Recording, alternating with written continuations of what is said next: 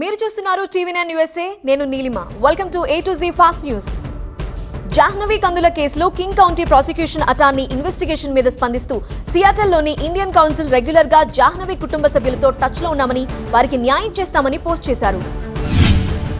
Russia Ukraine యుద్ధం second యానివర్సరీన America Moscow మీద 500 కొత్త ఆంక్షలు విధించింది.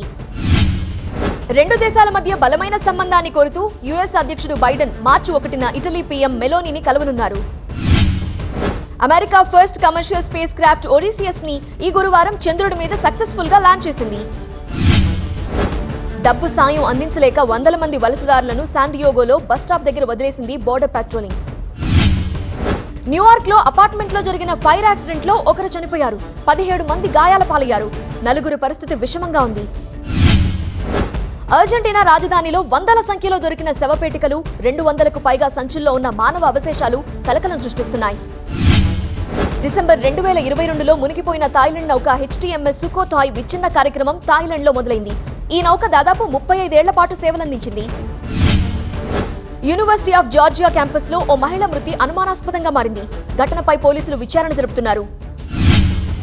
ఒక ప్రైవేట్ యుఎస్ లూనార్ ల్యాండర్ చంద్రుడి ఉపరితలంపైకి చేరింది. అయితే క్రాఫ్ట్ తో సంబంధాలు బలహీనంగా ఉన్నాయని కంపెనీ అధికారులు తెలిపారు.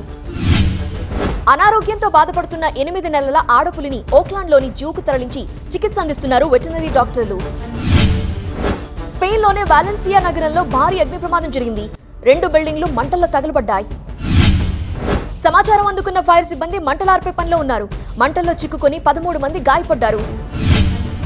రష్యా యుక్రెయిన్ల మధ్య ఉద్రిక్తతలు కొనసాగుతున్నాయి. తాజాగా యుక్రెయిన్ దళాలు ఒక రష్యన్ ఫైటర్ జెట్ ను కూల్చివేశాయి. ఇజ్రాయెల్ హమాస్ మధ్య యుద్ధం కంటిన్యూ అవుతోంది. గాజా పరిధిలో బాంబు దాడుల దృశ్యాలు భయం పుట్టిస్తున్నాయి.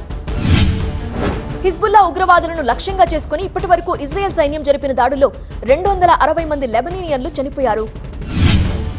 ఢిల్లీలోని నేషనల్ మ్యూజియంలో పదిలపరిచిన గౌతమ బుద్ధుడికి చెందిన 20 అవశేషాల్లో 4ని థాయిలాండ్కు తీసుకువెళ్లారు.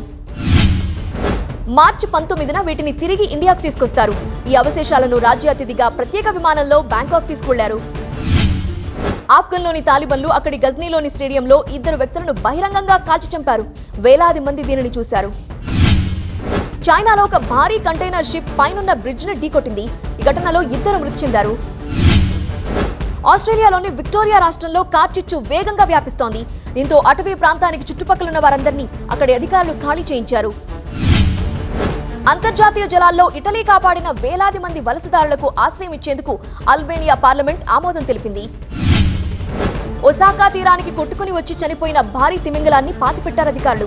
ఈ తిమింగలం ఆహారం దొరక్క చనిపోయినట్లు అనుమానిస్తున్నారు.